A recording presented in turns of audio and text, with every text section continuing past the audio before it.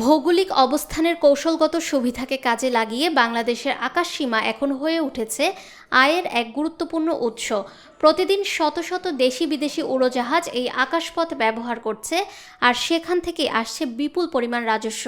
বাংলাদেশের আকাশসীমা ব্যবহার করে বছরে প্রায় ১,০০০ কোটি টাকার রাজস্ব আয় হচ্ছে বলে জানিয়েছে বেসামরিক বিমান চলাচল কর্তৃপক্ষ।